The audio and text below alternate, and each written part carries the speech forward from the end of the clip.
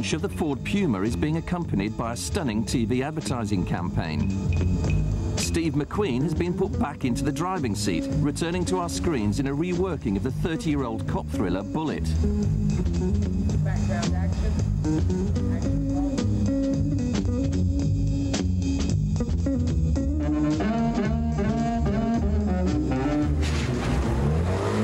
The concept's to promote the new Ford Puma and basically utilising footage of Steve McQueen from the movie Bullitt and incorporating him from like a late 1967 to 69 period into like contemporary San Francisco.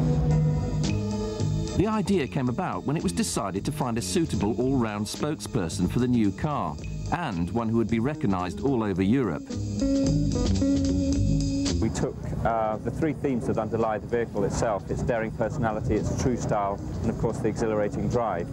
And we synthesised these into a proposition or a statement that our target audience would understand. And that proposition was freedom for your untamable spirit.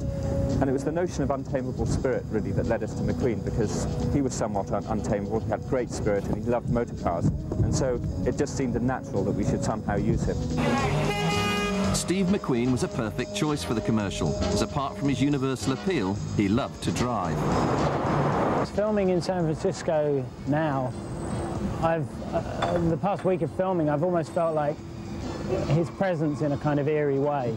It seems that Steve McQueen's son, Chad, has seen the script, and he said his father would approve. And I'm hoping that he kind of would, really. I'm hoping he's looking down on us, saying, "Okay, guys, you're doing a cool job." Perhaps the most memorable sequence in Bullitt is the classic car chase around the streets of San Francisco. This sequence was ideal to adapt for use in the Ford commercial, replacing McQueen's Mustang with the Puma. The car chase is a classic. There's a lot of dangerous stunts going on in that, stuff like that we couldn't do, obviously, for our TV commercial, but we've tried to utilise the same kind of locations. We've tried to utilise certain hills and so on, certain turns and maybe fast cutting. So we're trying to get over that problem by just using film editing, certain editing techniques. Locations from the film were used in the commercial, and actors in 60s fashion add to the authenticity of the setting. The famous hilly streets of the city matched the film perfectly.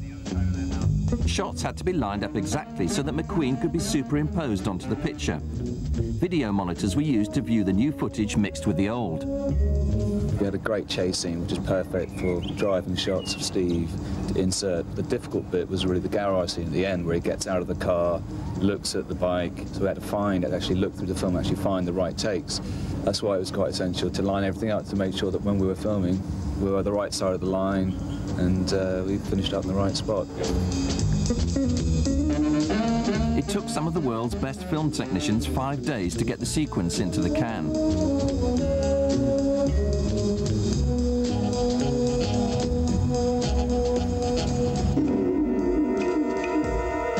But the shoot was only half the work. Computer graphics were used to replace a doubles image with Steve McQueen's. We have to actually isolate him completely. So every frame of Steve, we have to draw a mat around him. And then they would call it a black and white mat. And that's what we put on top of our material that was shot in San Francisco, so i.e. our car or the garage scene. So when we've done that, then we have full control. So we've taken his head off and we stick it on top of the body, so then we can actually isolate it and move it together.